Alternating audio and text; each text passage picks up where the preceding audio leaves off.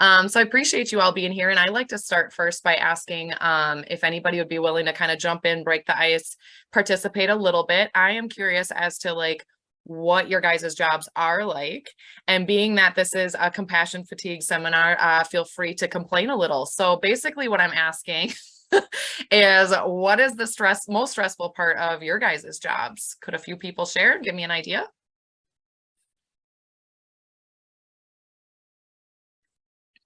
Feel free just to unmute yourselves if you want to say something.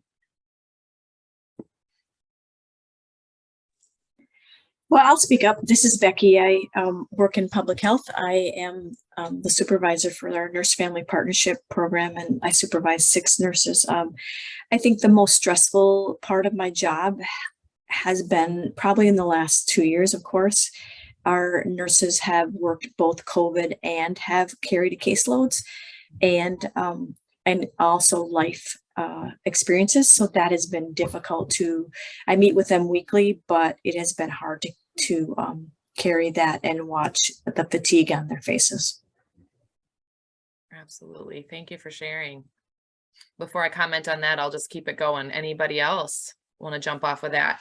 Yeah, this is Rachel, public health nurse. I can relate. And Kristen, my manager, meets with us as well. And I feel like she can see throughout the last 3 years, of course, and then now transitioning back into some of our programming with additional communicable diseases on the rise. I mean, it just feels like there's a lot more continuing to add to our plate with keeping our current programs and trying to keep it all going. So. Absolutely. Anybody else?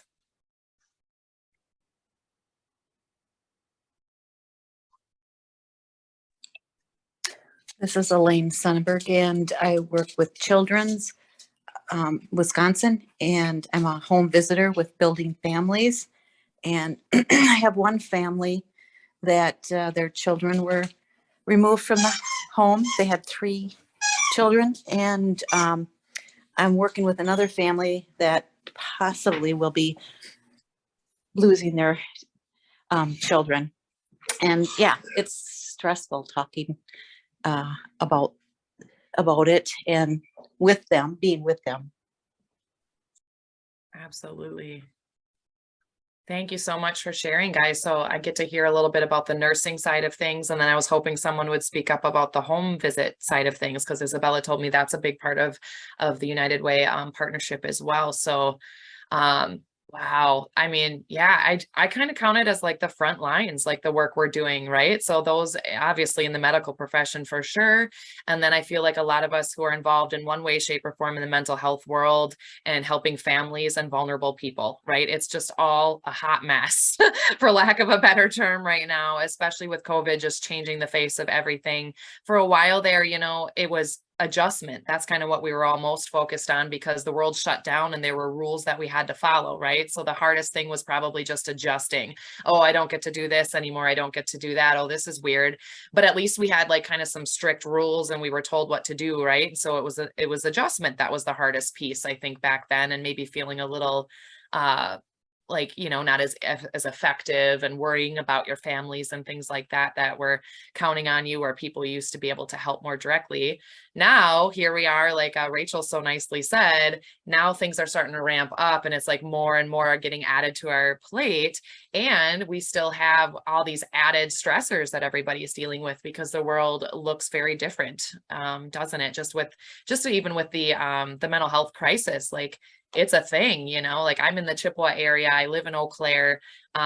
You know, maybe we seem like the big cities or something like that to some of you, depending where you live.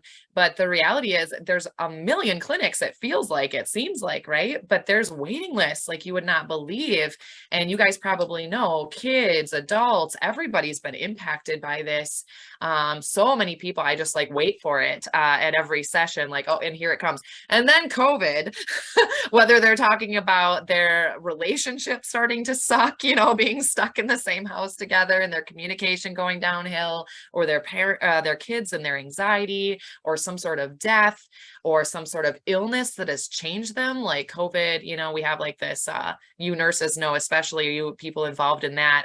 But I'm hearing things just from the outer skirts.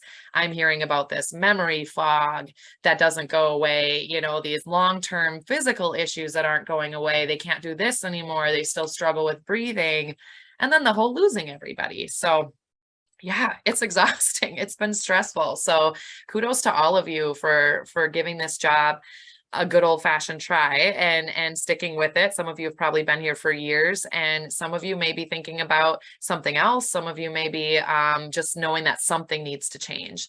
And so I just appreciate that today. I'm not part of United Way. I'm not getting paid any money to keep you here. So I'm going to be really just blunt with you today about what, and get you to try to think about your needs and what you need. Hopefully Isabella doesn't hate me and doesn't want me to come back because all her employees leave or something, but I doubt that would happen. Because the reality is we're in these careers for a reason, right? We have passion, we want to help.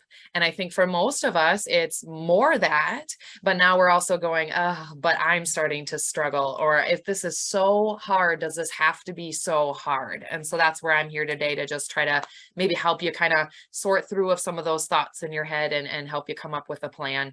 Sometimes we just need a little help with that. So hopefully it's helpful today. And if you need more, I'll make sure we touch on some resources and some ideas for yourselves at the end as well.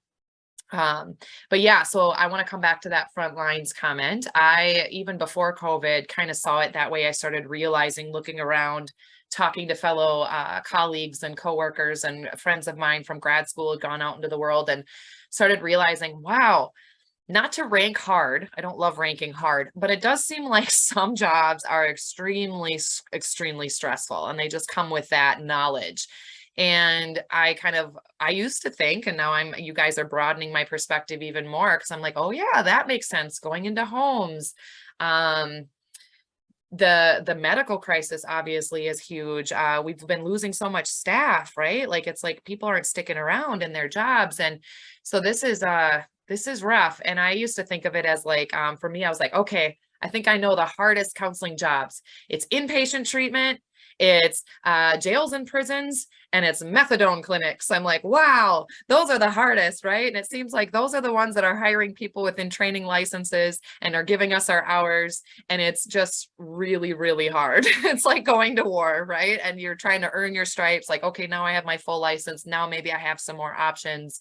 That's how it is for some of us. Some of us were like die hard and are still there, which is amazing too. But it's hard work because of the level of stress every day that you're walking into. So now I'm broadening that perspective. I agree with you guys. I also have been listening to my clients, and you know, a couple of them work for different counties and have had to go in, like Elaine mentioned, and have to deal with the chaos of these families and what they're trying to clean up and what they're trying to deal with. And then we always knew, even before COVID, right, substance abuse issues and everything have been rampant, and rural families are struggling with poverty and resources, and it's all these issues. And then having to go in and kind of, you know, split up families so to try to keep people safe, and you're the bad guy. Like, I can't even imagine. That is such a hard job. Or you're there to offer support, but you get to see the wreckage. So there's a lot going on there too. So yeah, there's just so much levels of hard, but there definitely are jobs that just kind of innately come with it. And with that, I think we need to remember that society might validate you a little bit and understand that, right? You might get that little pat on the back. A friend or a family member say, oh, that sounds like really hard work. Wow, keep it up. And that's about it, right? And that's about all society can offer us sometimes. And sometimes people don't even get it at all. So that's actually a good thing when you get somebody who kind of understands, was hurt a little bit about it.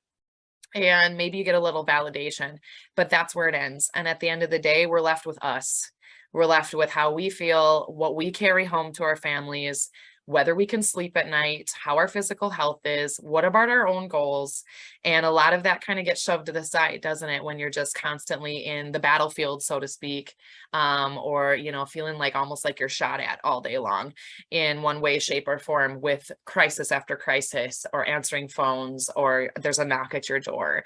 And so today I'm going to ask you to think about some of your own reactions, and think about Are you having that sense of dread come up throughout your day when certain things trigger you and things like that? So I'll ask you to think about that.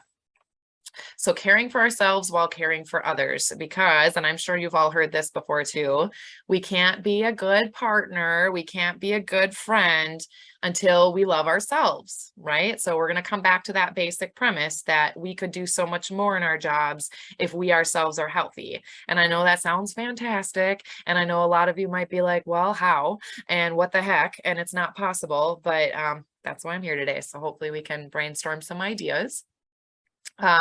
First off, I'm wondering if anybody would be willing to kind of put themselves out there and just describe compassion fatigue. It is the phrase we're going to be talking about today, like we all understand it. So we might as well get the definition out of the way.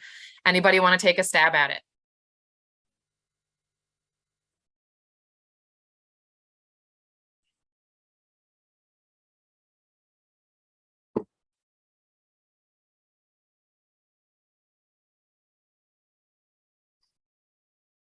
Come on, jump in. Nobody's actually got bombs going off, right? You can unmute.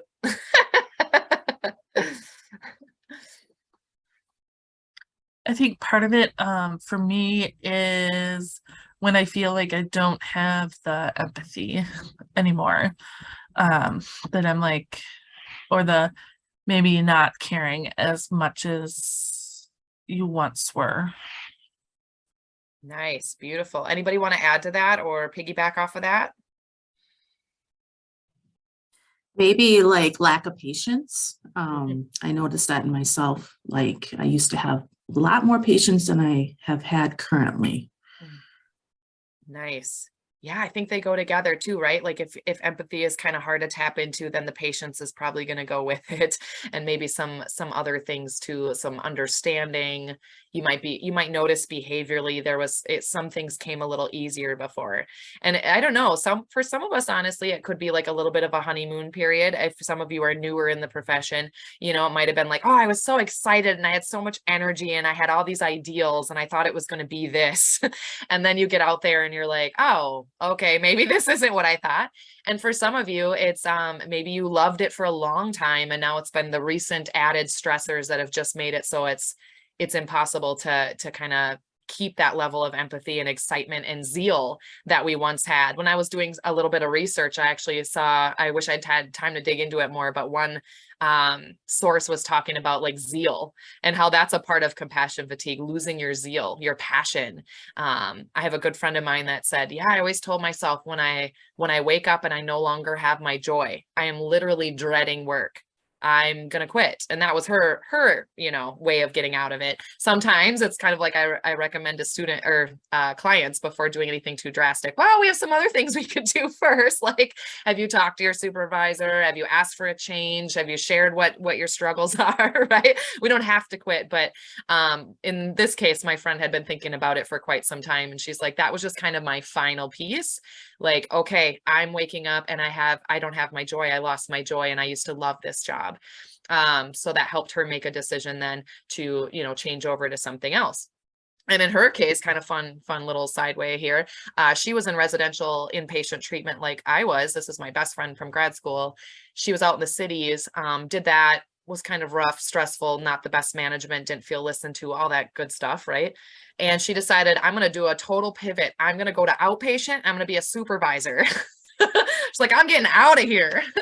And so she did, and over with Nystrom in the cities, and they promised her a certain salary and that she'd be busy and all of that. But going from that inpatient residential to that was hard. And so she stuck that out for a few months, but she's like, this isn't for me either. And so now she's gone back to a different inpatient, outpatient hybrid mix. And she's so much happier. So she had to kind of find her medium. She likes to stay busy, but she had to recognize that, you know what?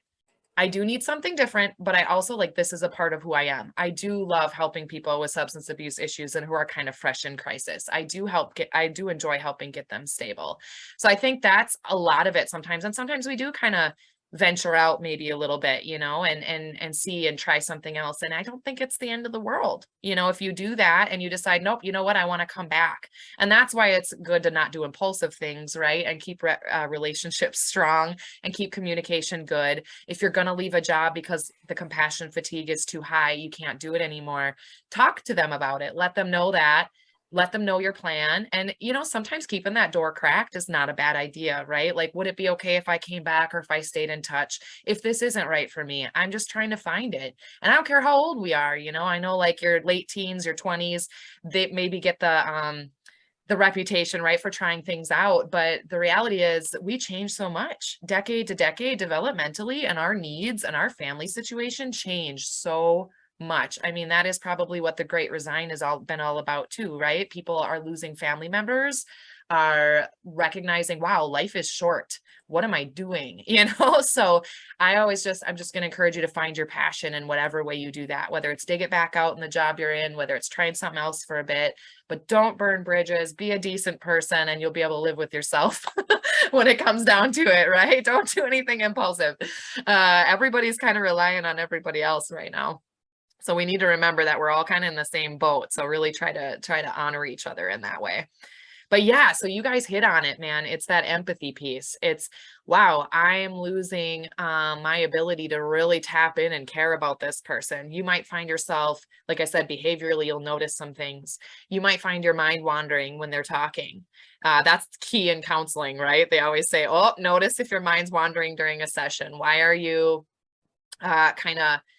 tuning out? Why is it hard for you to pay attention to this person? There's something going on there in your own mind that you need to look at. So that can be a big indicator. Like, I just want this conversation to end. I can't wait to get out of here. Those kind of things are big signs when, especially if that's a difference for you, right? For most of us, I think it would be. And I'm going to click on the definition here, but other terms that are kind of used interchangeably with compassion fatigue is that whole idea of burning out. It happens in those high stress jobs I mentioned. Like for me, what I've noticed is like, yeah, the jails and prisons, the inpatient treatments and the methadone settings are such high risk populations and are so stressful that a lot of people burn out. And that is pretty typical. And I don't want to normalize that necessarily, because maybe there's a better way we could have taken care of ourselves, right, to make it. But I also think that maybe some people just finally realize this isn't the best for me, or I can't sustain this for many, many years. I was in residential treatment and I will never regret it. I am so glad I went there in my first few years out in the field, and I learned so much. And I feel like it's helped me grow and appreciate the job I have now so much more. But I also recognize at a point that I was burning out. And I agree with what the other two shared. You start to kind of dread certain interactions. You start to not feel as much empathy, kind of hardened. And then you go to yourself like, how bad of a person am I? Why am I thinking this? Or why am I feeling that? And it's really hard. So it's not only an external problem, right? There's external triggers that are setting you off, but this internally you're feeling kind of cruddy as well, because nobody wants to feel that way.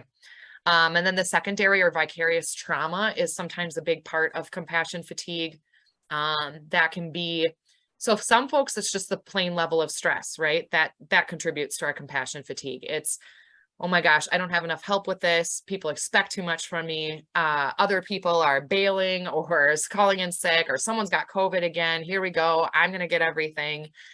So there's those normal levels of stress that we kind of learn to deal with and adjust to. But there's also a secondary or vicarious trauma piece too, where we literally are sometimes seeing and experiencing things that are very, very disturbing. So, you think about EMS people, arriving at a scene where something traumatic has happened, watching a child cry and scream and grab onto their parents as someone pulls them away. Like, there's all sorts of things that could have an emotional pull for you that you might end up dreaming about, thinking about, feeling scared about, and again, dreading that it could happen again. And that is a sign of trauma and being vicariously traumatized. That's not a phrase. I made it up. The other, you've been V-trauma'd, I don't know. But it's true. And actually for some of us, something to keep in mind for yourself as you're doing kind of your own self-reflection. And I won't ask for a show of hands, but if anybody in here identifies as an empath, if you've ever heard that phrase, these types of professions tend to draw the bleeding hearts of the world. And so if you've done any work into what an empath is or heard about it, I think most of us probably have, but if you haven't, look into it. It might be something that you relate to. And it might help you understand yourself a little bit better, because empaths are going to take on other people's emotions and feelings in certain situations. So something is just going to impact you probably real strongly compared to maybe somebody else who's like, yeah, it's okay, I turned it off. Empaths tend to be a bit more sensitive than other types. And again, that's not saying they're better or worse. They just tend to, I call it a strong feeler. So feel things extremely strongly. So it makes sense then with your daily job, if you're seeing and experiencing a lot of negative emotions, you're probably going to take that home with you. So that's something to think about. An empath can even be V-trauma'd. We made up a new phrase. If they even hear a story from somebody else sometimes. So if any of you have ever listened to a friend, somebody tell you something because they needed to process, so they weren't in the wrong, but they shared with you something that you can't let go of. Sometimes it's a juicy news story, right? Or those of you who maybe avoid scary movies or horror books or all the murderer stuff that's out there on Netflix, you're probably somebody who you're just like, nope, no, thank you, la, la, la. I don't want to hear it. And, you know, it's probably because you recognize the impact and the toll that takes on your soul. So if you are an empath in this bunch today and you're in this job, you have kind of another layer to look at and to work on, which I'll get at a little bit later too. And then caregiver stress, of course, that kind of gets to the whole being needed, right? So much. And as you can imagine, that can leak into your everyday life as well. So feeling like, wow, everybody needs something from me. I go to work, this is needed, this is needed. Everybody's relying on me so much. And you know, at first that can feel good. And then it gets exhausting. And then you go home and maybe you've got small children, or someone in the family is sick. And here you are again, right? So that caregiver role too can also sap our empathy and our energy. So yes, the formal definition is, look at me, I figured out effects. Indifference to charitable appeals on behalf of those who are suffering, experienced as a result of the frequency or number of such appeals. So both of those pieces are important. That first piece really hits on what our two participants shared. The fact that we start to feel less empathy, right? It's just a reality. But why? So that second part kind of fills that in. It's not because you're a bad person. It's not because maybe this profession is wrong for you. Not necessarily. It's probably literally just because of the sheer amount of appeals that you're getting. In a perfect world, guys, we are able to share some of that load with our colleagues, correct? Like we get to go, hey, I had my two really high crisis clients today, or interactions. That's usually, it used to be maybe the most I would have in a day. And now it's every single interaction, or almost every single interaction. And it might literally be because of a shortage of people. Again, people getting sick, people not there, people leaving the profession, and you are left with more. So that makes sense, right? We're absorbing and just coming into sheer contact of more high needs and crisis. I really feel like, while it's not finite, empathy is something we need to keep kind of filling that tank. And that's what we're going to get to later here a little bit more, by taking care of ourselves. And eventually, if you're going to get run down. Your gas tank's going to be low. You're going to be spread too thin. Pick whatever metaphor, you guys get it. It's literally just too much for one person. So I want you all to remember that when you start maybe getting in your own head a little bit about what's wrong with me. Why aren't I as good at this as I used to be? I used to be really good at this or that, or handle this better. It just might be the literal demand that you are having to go through and experience. So give yourself a little break there. And then I am wondering if you guys know, let's see if anyone can dazzle us. Do you guys know how to do the hand feature?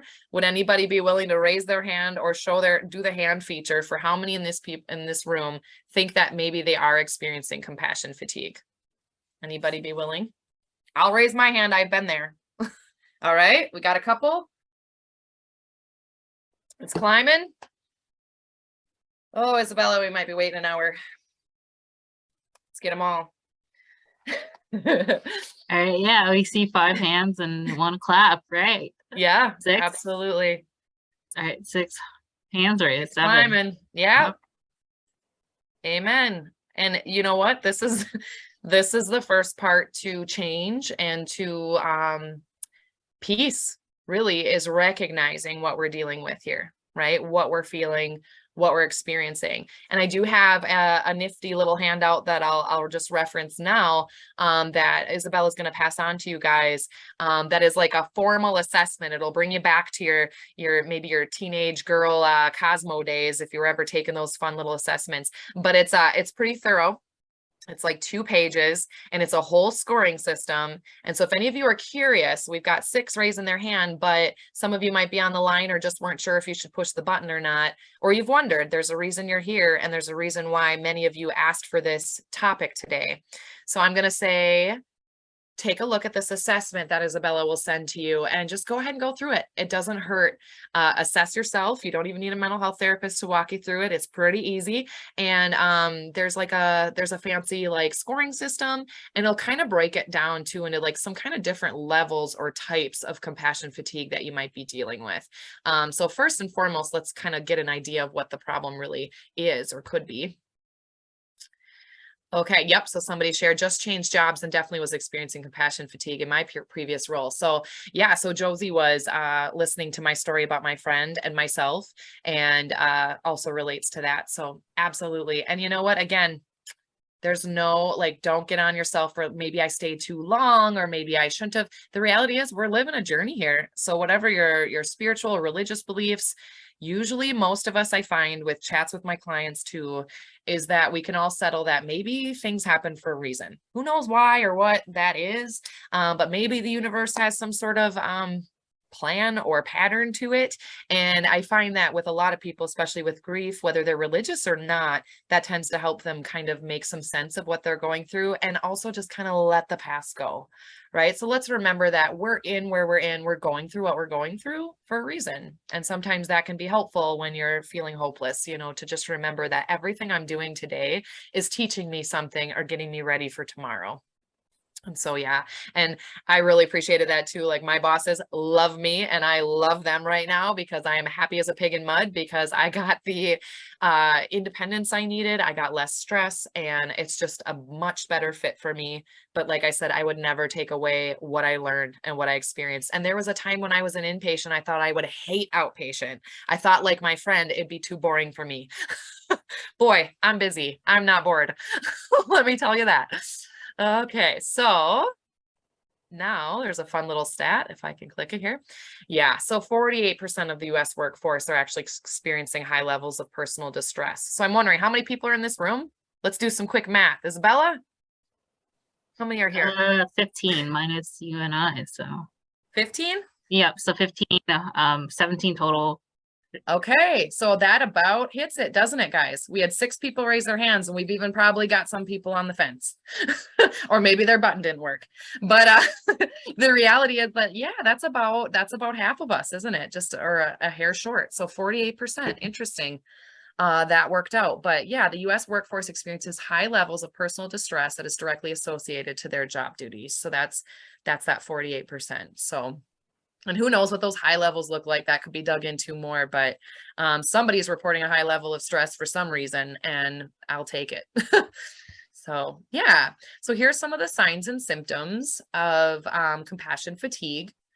Like any mental health kind of illness, we can have our symptoms show up physically. So for some of you, if you've lived with chronic pain and maybe you have a trauma history as a child, or you're somebody who gets stomach aches when you're stressed, you're somebody who gets headaches when you're stressed, then you definitely know what I'm talking about. there is a mind-body connection that is super, super powerful.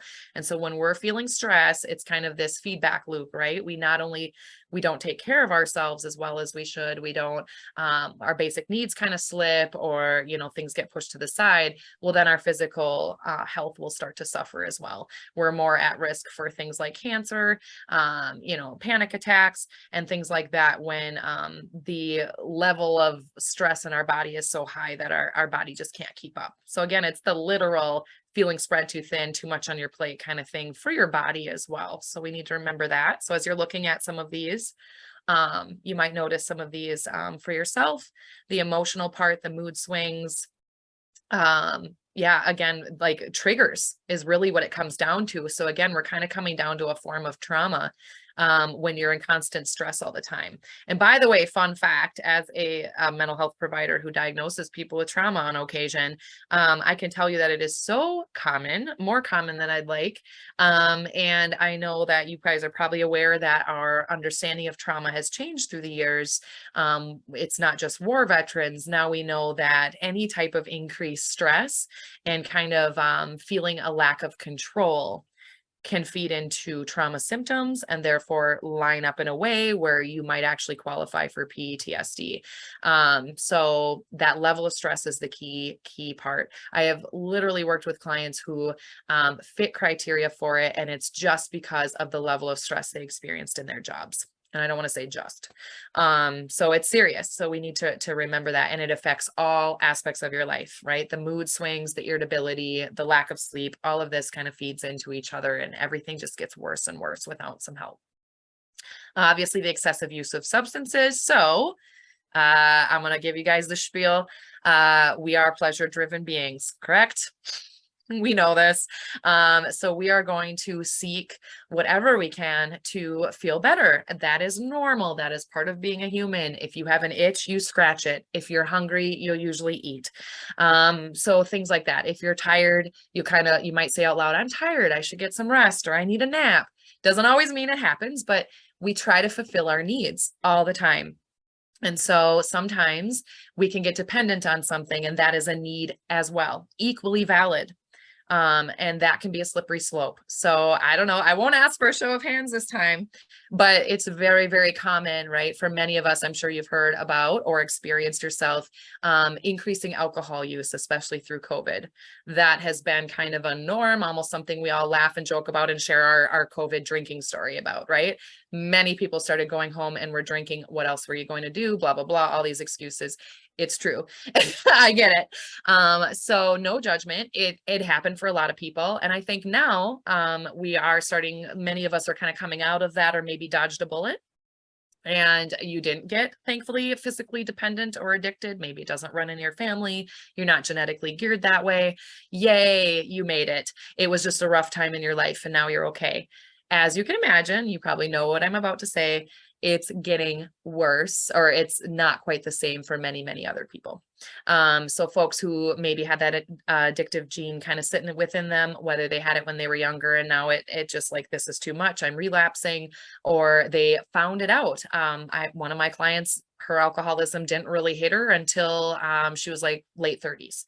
Didn't even start drinking till late 30s. And boy, it's been a crazy 5 years.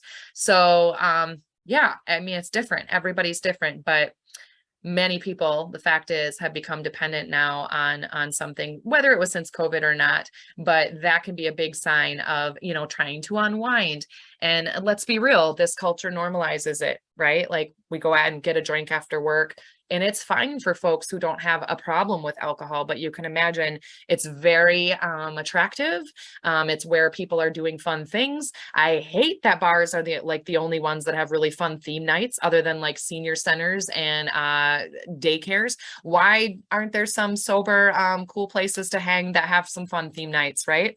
Even karaoke, pool leagues, all of that. Alcohol is always around, and it's so normalized in Wisconsin, as you all know. I don't have to tell you that. that.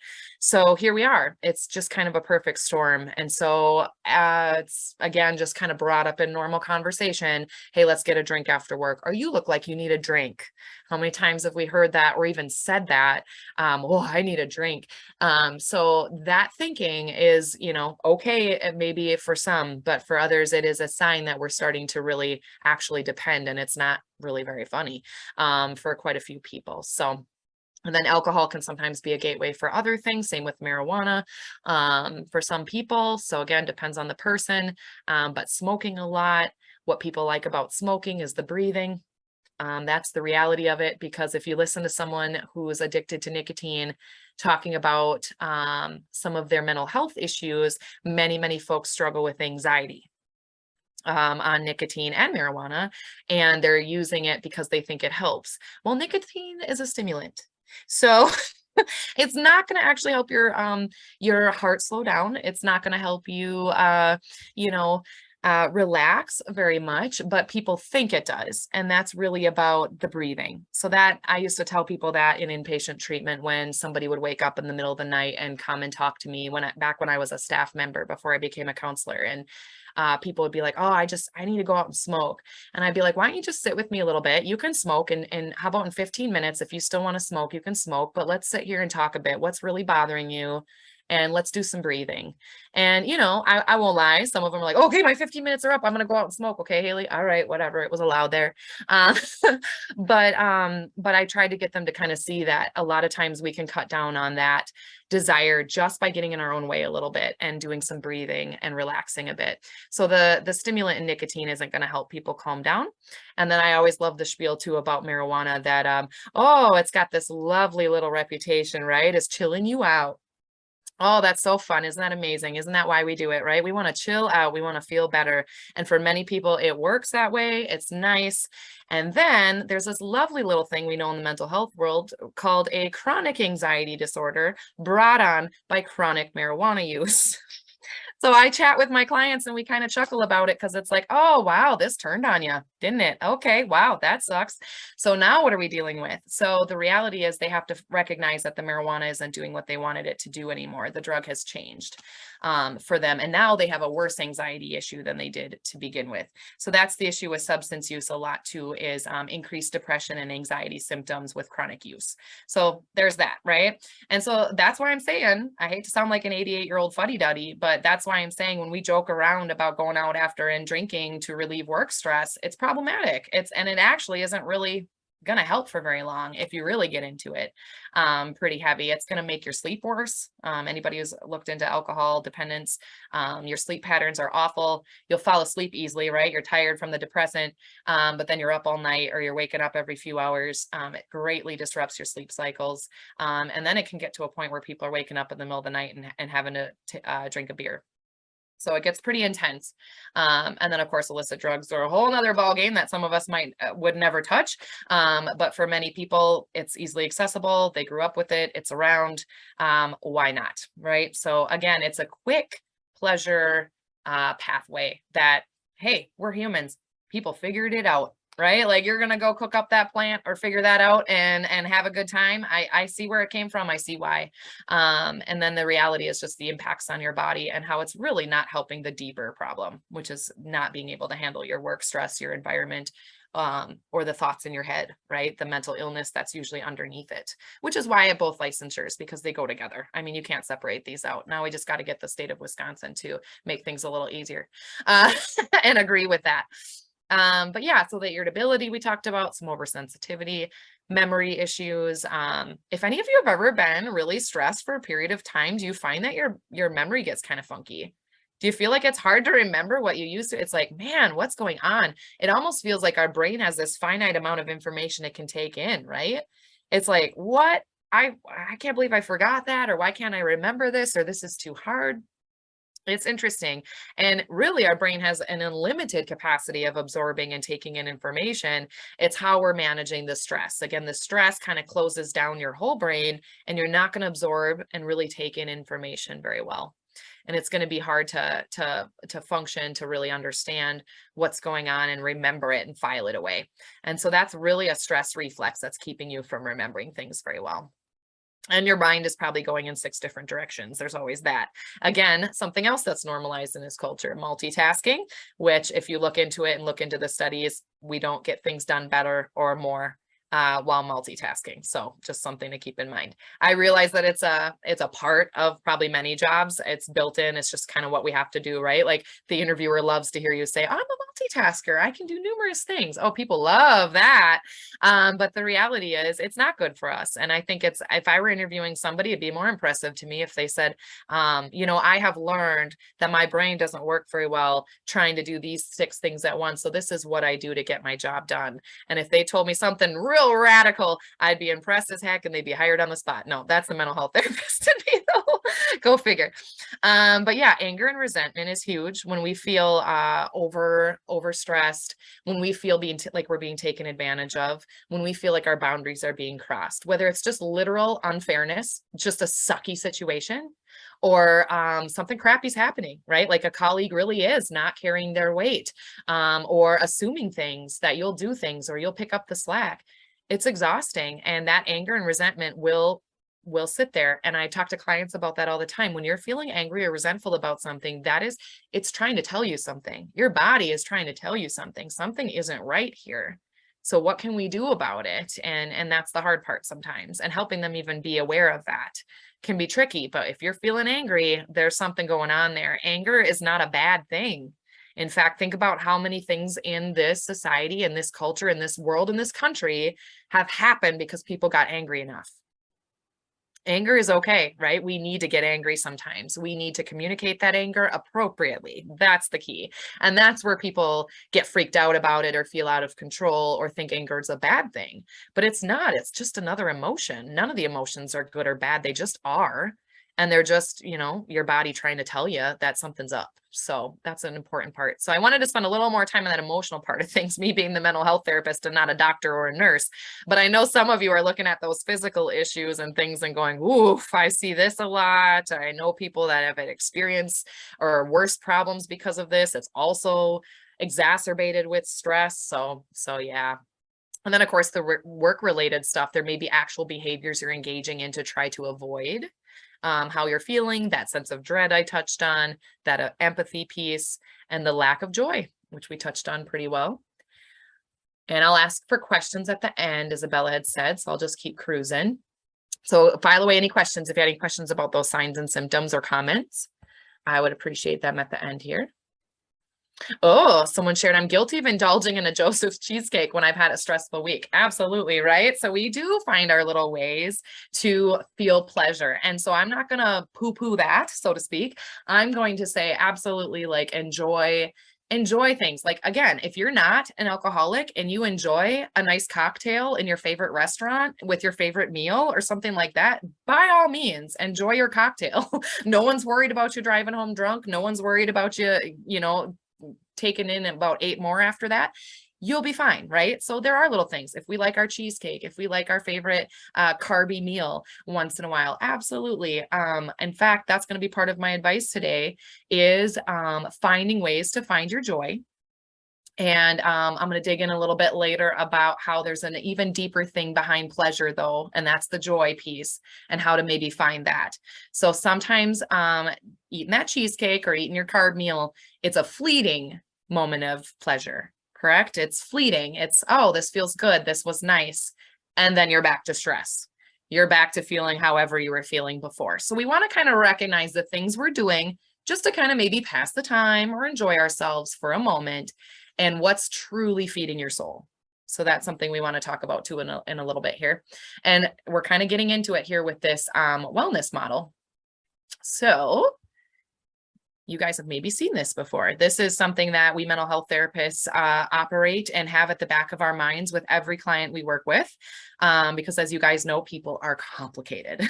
If this shows you nothing but that, I would say this is pretty complicated, right? And it's that whole AODA and mental health going together, our family environments, our upbringing, our coping skills. I have a hair in my face.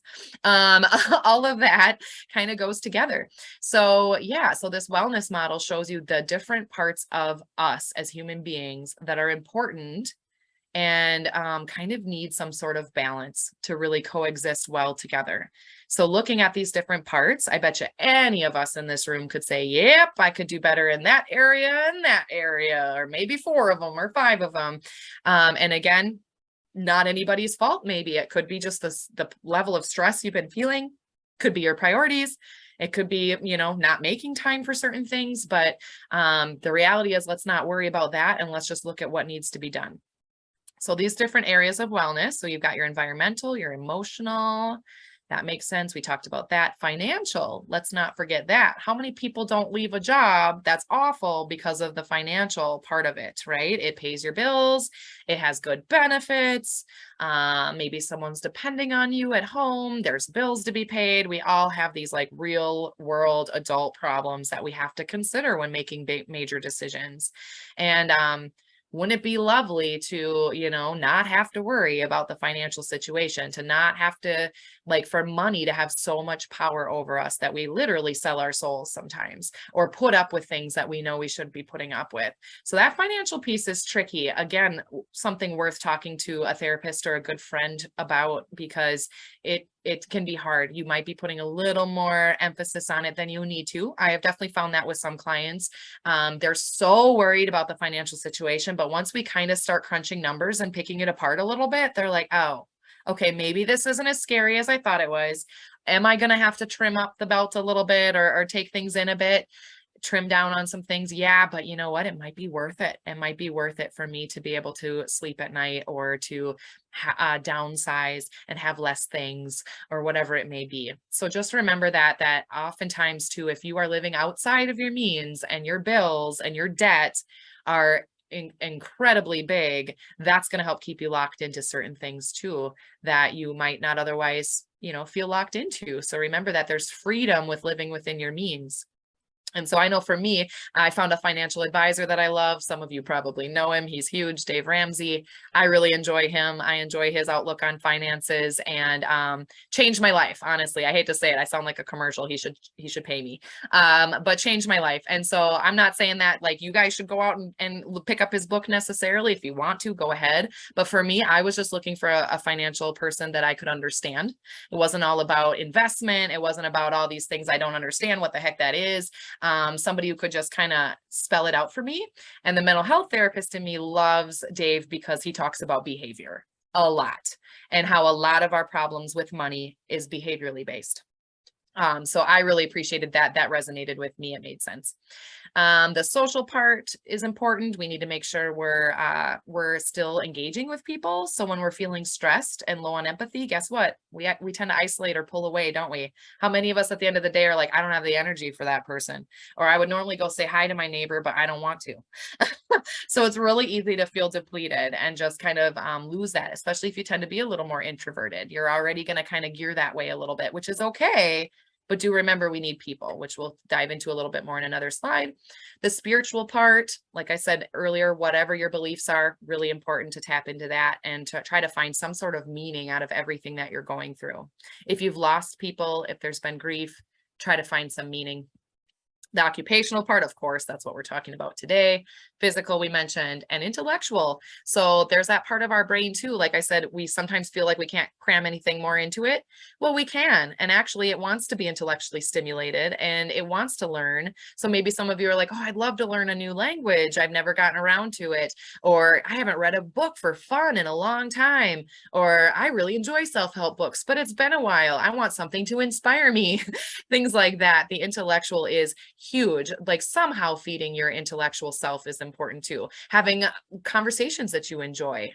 You know, if you're more of an extroverted person and talking with people gives you energy. Let's make sure we continue to do that and pick people's brains on stuff. So that is a huge part of us that needs to be fed. And then, so the big part of that wellness wheel is, again, trying to get you to look at maybe what am I missing? What has been something that is causing me more stress than the other areas and I could really work on. So that whole balance and well-being, that's how we have and we achieve that enlightenment time where you feel well and you're mentally healthy. And it's not that unattainable, right? It's just a matter of picking those different pieces apart a little bit. So which part of the model are being neglected, right? That's what we need to look at. Whoops. hang with me. Okay. So your top 5 values, that's a conversation I love to have with clients. So sometimes if you are on the fence, you're not sure what you're doing, you're feeling kind of lost, you're feeling kind of stuck. I love that conversation with my teenagers, with my, my folks who are questioning their job. Let's just try to shoot out right now. I put them on the spot and I say, list your top 5 values. What first comes to mind? Go. And they're like, whoa, what? And sometimes, you know, the overthinkers, they're like, wait, what? You know, is there a wrong answer to this? What do you mean? I'm like, go with your gut, go with your gut. Try to train people to do that a little bit. Because sometimes we just think too much. But yeah, are you fulfilling those values? What is missing? Is there a way to tap into that a little bit more? So I have a theory that all mental distress, every single reason that brings people into my office or brings people into my kind of world has to do with their values not being fulfilled. Okay. So if you think about your top 5 values, the things that matter to you, whether it's helping people, laughter, family, some people it's money. That's okay. Financial security might be one of your values, something you really work at and think about a lot. Might be, you know, again, I'm trying to think what some people have said. Communication, right? Talking to people. Some people are really into that. So whatever you list, then ask yourself, okay, oh, and if you look at it through that lens of why am I upset? Why am I distressed right now? Why am I so stressed? Oh, this value isn't getting fulfilled, right? So maybe it's your family and you haven't had much time with family because of your work, or you're feeling taken advantage of at work and you're staying late and your family's upset with you. That family value is not being fulfilled. There's friction there. So that's what brings everybody into any type of mental health work, whether it's situational, whether it's fleeting, whether it's long-term. It's, I value this matters to me, but I'm stuck. I can't figure it out and I'm stuck. And sometimes it's an environmental thing and sometimes it's an internal and sometimes it's both. So sometimes that can be a fun exercise for you to talk about with a therapist or a friend, or to just kind of go through yourself, just a little mental exercise. And then, so what do we do about all this? Take some action, guys, reduce stress. So it's the biggest thing I recommend to folks. And sometimes, and usually it is the biggest thing that falls off when we're stressed, is the basic needs. We forget about eating. We forget about sleeping at going to bed at a normal time or getting enough rest. You know, you might even lose your appetite if you're stressed enough. And I'm here to tell you, go through the motions. Start there. Start with the basics, because your body, again, that physical component could be suffering. So even if you feel like you're not hungry or you don't need it or you've done it before, physically your body could be struggling. You might literally not have as much energy or be thinking as clearly because you're not addressing your basic needs. So I'm always going to come back to that with folks. You guys have probably heard this before, especially in the health world. This is so important. And it's also a fun fact, if you've been going through any grief or anything like that, this is what I address with my grief, my folks who've been going through grief as well. I just tell them right now, time is going to help. It will help. But for now, you got to take care of you, or things are going to get way worse. So let's address the basic needs. So food, water, carrying around a water bottle if water's never been a big thing for you. I know I like those really horrible carbonated water beverages that have like no flavor. I don't know why I like them. It makes me drink water. And I drink less pop, bonus. I know many people are like, those are awful. They taste like nothing. But except for some weird carbonation. Whatever you need to do, whether it's a swanky water bottle, put some cool stickers on it. I don't know. They've got a lot of fancy stuff out there now, and you can just carry it with you. And literally you can even make a joke with yourself, like, I'm just going to carry this water bottle around today and see what happens. I bet you'll fill it up and I bet you'll drink some water. The rest kind of takes care of itself. The sleep is so important, right? The 8 hours of sleep, good sleep hygiene. If that's something you haven't looked into before, it's an interesting concept. Maybe some of you have heard it from your doctors. And no, it's not taking a shower before bed. It's literal actions and behaviors you can do as you're getting ready for sleep that will help you sleep better. So that's what sleep hygiene is. So everything from low stim lights, low stim activities, not looking at a screen for an hour or two before bed, and making sure that you are able to get that rest and set yourself up for success as best as you can. I'm gonna peek at this chat really quick. More waters. I'm drinking my watermelon flavored LaCroix. Nice. See, that's exactly. I think I have a peach pear I'm drinking today. I have it around for when I'm done with my coffee. Yeah, the LaCroix and the bubblies are my favorites. LaCroix is actually cheaper, fun fact. But anyways, there's the financial part of me that cares about that stuff. Oxygen.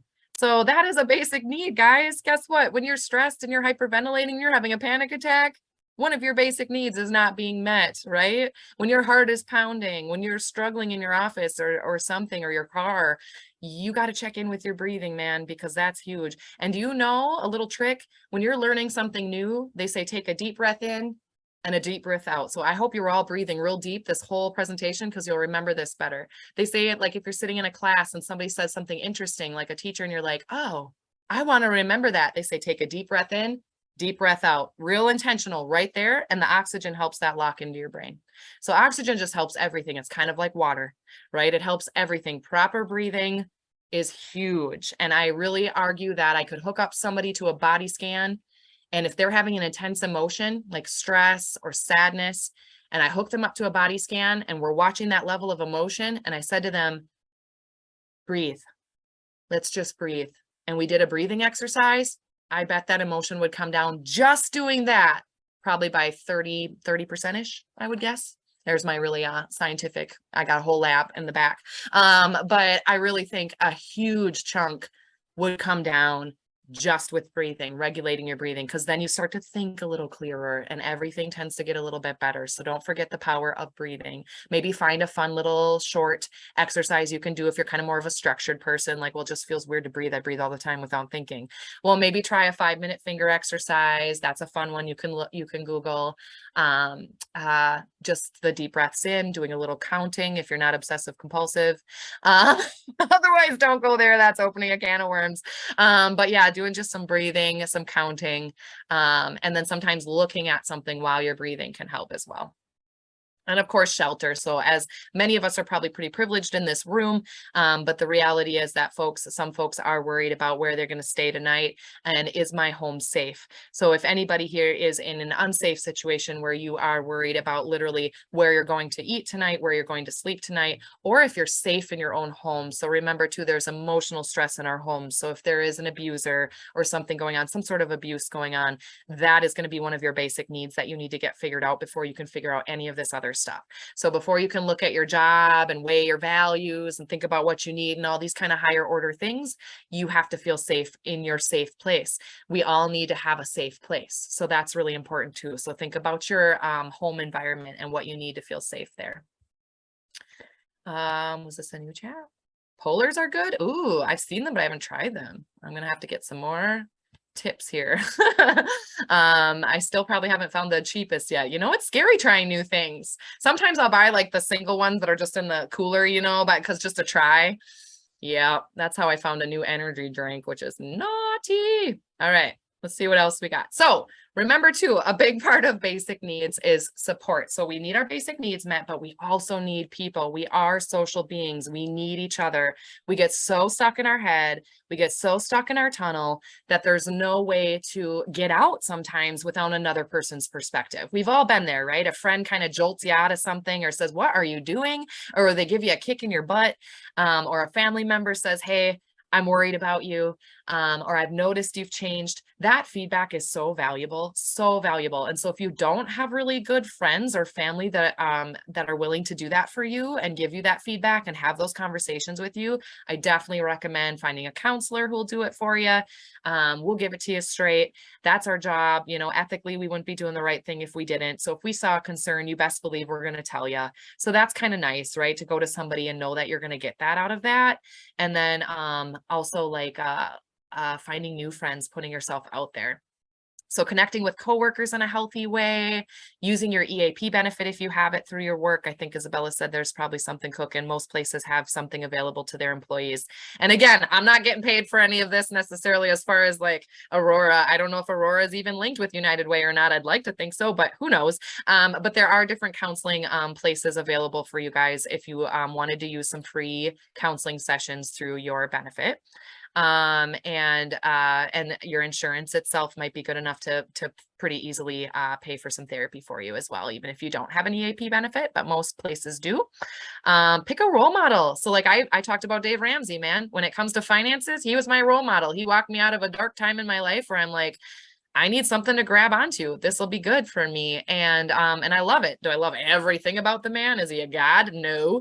But I do love a lot of what he teaches, and it helped me. So remember that. Pick somebody that you're like, man, this person seems really happy in their job, or this person seems really balanced. And not everybody is what they seem, as we know. But if it's somebody close to you and you know them pretty well, try to model yourself after them a little bit. Pick their brain, ask some questions. And then along with that, of course, asking for the help and communicating your needs with all of the people who you know. So again, sometimes we need a little boost. We need a little help processing before we have the courage to do it. But talking to your friend, your coworkers and your bosses is important too, because the reality is if you're feeling overwhelmed at work, there may even be things that they're aware of or are cooking that you don't know about. And you might be feeling pretty hopeless. But if you don't go talk to them and say, hey, I'm concerned about this, this needs to stop. I can't keep this up. You might be surprised to hear what comes out of their mouth, and hopefully it's not bull crap. Hopefully it's real. And if you've got a good relationship with your bosses, then you can trust maybe what they're saying, or they'll be willing enough to at least like have a problem solving session with you, right? And say, well, what do you need? How can I help you? I can't help everybody in this place necessarily. I have to take this one by one. And you're here and you're in front of me and you're important and you're saying you need help. So what can we do? And at least have a brainstorming session, and just another brain at the table with you can help so much. And try not to fear too much about what might happen or all of that, because fear-based decisions are usually not good ones. And so if fear keeps you stuck, it's usually because, yeah, we're too afraid to try something different. So remember that. So getting support is huge. We need people. Remember that. And that's okay. Even if you are introverted and you don't like people half the time, we do need them. We do need them. I will argue that with you always. And then here's just some fun ideas. And again, I have a handout Isabella's gonna send to you guys, much more in depth with lots more ideas of little things you can do to spice up your life at home, the things you can control, right? See what you can do about, and just remember that, life is supposed to be enjoyable for the most part, right? Like, not all the time, but hey, it's short and we want to live our lives and we want to enjoy our family and we want to someday retire, maybe and golf all day like my partner, or, go on trips or sit out in your yard and admire all your hard work that you've put into your home and your property, and watch your kids grow and watch your grandkids grow. And there's just so much waiting for us, but let's not just sit here and say, I'm going to wait to live life. When this happens, I'll feel better. Be careful of that, right? Because we got right now and we got to find that joy somewhere. So these are some ideas I just kind of thought of. I was just kind of riffing as I was typing this up.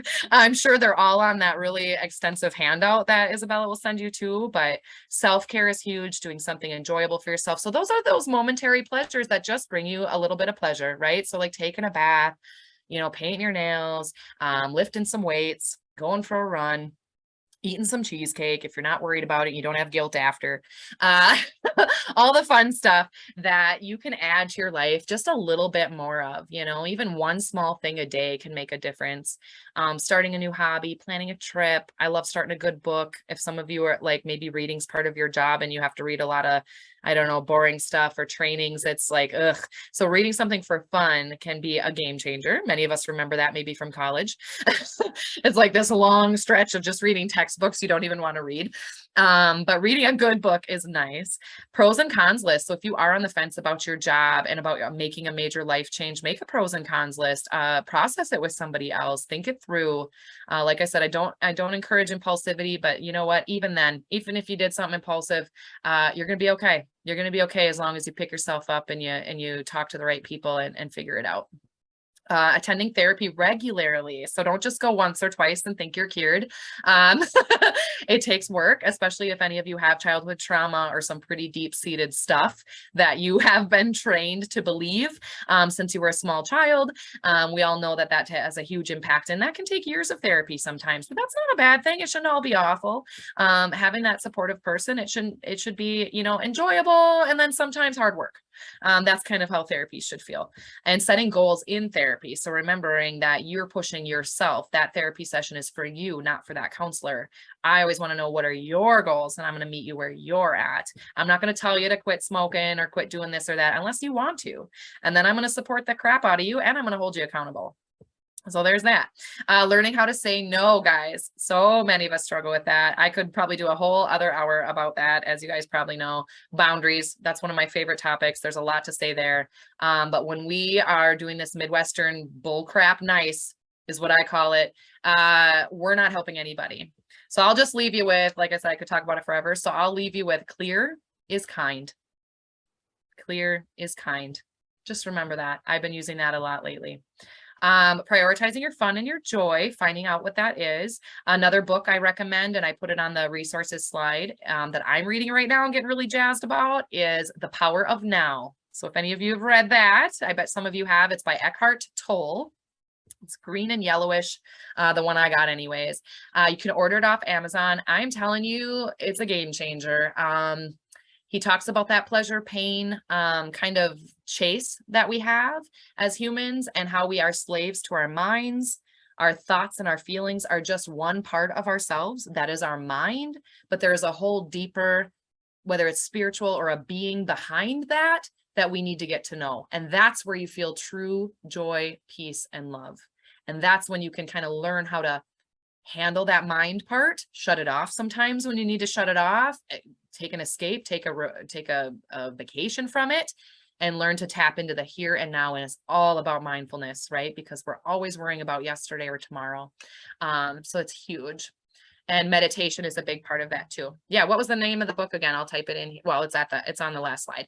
The Power of Now by Eckhart Tolle. And you'll see it again here in writing in just a second. And yeah, I'm just even a little ways into it, and I'm like, this is it. This is it. I can just tell it's gonna be one of those books that's gonna change my life. And people have been talking about it forever, so I am a little embarrassed that I'm as old as I am. I'm finally reading it, because in the mental health world, this is a pretty well-known book. But hey, it's never too late. Meditation, that's a big part of The Power of Now and how to tap into your inner joy. But even just learning to be present is huge. Why don't you start there if meditation doesn't sound fun to you? Anybody else have any other ideas for the lifestyle changes that we could do? Anybody try something? Somebody's drinking LaCroix and someone's eating cheesecake. I love that. You can use the chat box if you're more comfortable, if you got craziness going on in your environment, or otherwise just jump in.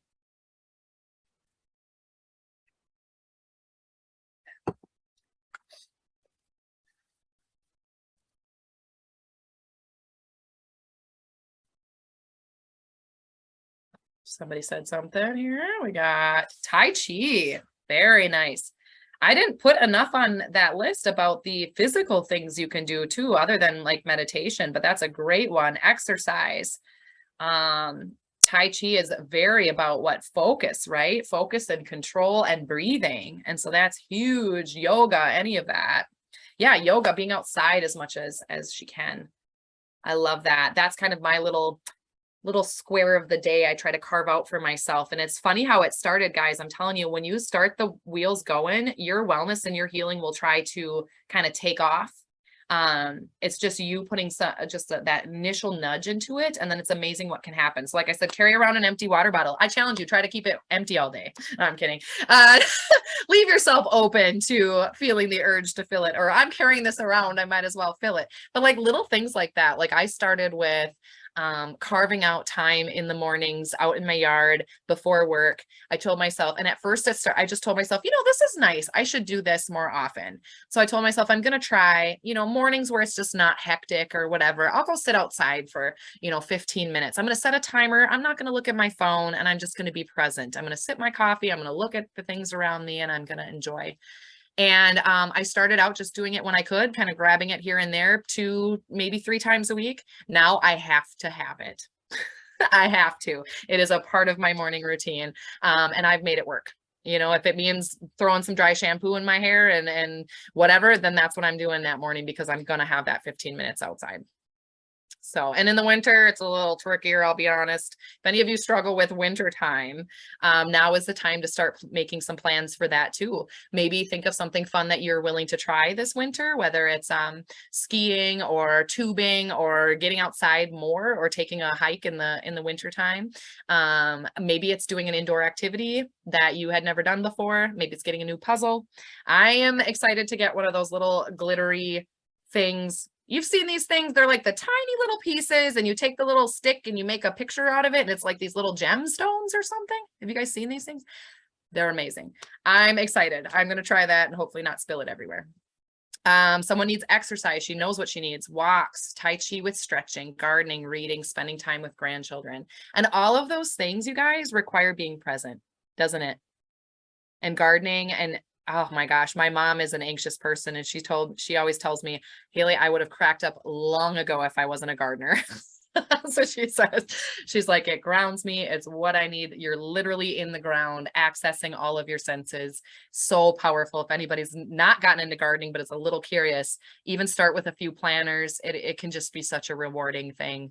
And then reading, we all know your mind starts to wander. You're not absorbing what you're reading. So you have to go back and try again.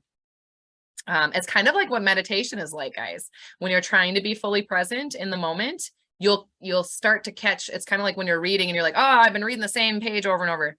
You'll catch yourself wandering and going back to whatever you're thinking about before. And you just start over. You just bring yourself back and go, oh, I'm going to try again. I'm going to look at that leaf. I'm going to notice that leaf. I'm going to look at that squirrel. I'm going to notice that squirrel. And you literally just kind of retrain and trim and prune your brain. And it gets easier once you get into the flow of it. And then the grandchildren, I mean, kids are so present. Kids are wonderful, right? For that. They're so present. They require your every, second of thought and think and feeling. You get to experience the world through their eyes. So cathartic. Absolutely. Watching kids and experience, as long as you're not like, worried that they're going to hurt themselves every 2 seconds. And that's a sign that you need to work on your own anxiety because kids are pretty durable and we want to be able to feel joy while watching them and enjoying them. So yeah, so I think, let me click my last one here. I think this is my last one. Yeah, so there's some ideas. There's that book for you. A couple handouts to hold Isabella accountable to. She's going to send to you because I could not figure out how to put them on a slide. I am sorry. I apologize. I wanted to make it like a neat little downloadable link or something, but I don't even think that would have worked with me sharing it, right? I don't know. I just am like, help me. So she's going to send it to you guys. And then that wellness model and just a little more info on the wellness model was from that website. So that's where I pulled that from. I didn't know I was going to mention Dave Ramsey today. Honestly, in case you couldn't tell, I'm kind of off the cuff today. So I didn't write him on there, but Dave Ramsey, The Total Money Makeover was my favorite book that he wrote. But I'll be honest, it sounds like a crack. If I'd seen it on a shelf somewhere, I wouldn't have pulled it off the shelf because it sounds like one of those get rich quick schemes, and I don't like those. But a trusted accountant I know actually handed me the book and said, you should read this. He's a great guy. He has a radio show. He has a class he does, blah, blah, blah. I was like, all right, I'll give it a try, and loved it. So that's Dave Ramsey, Total Money Makeover.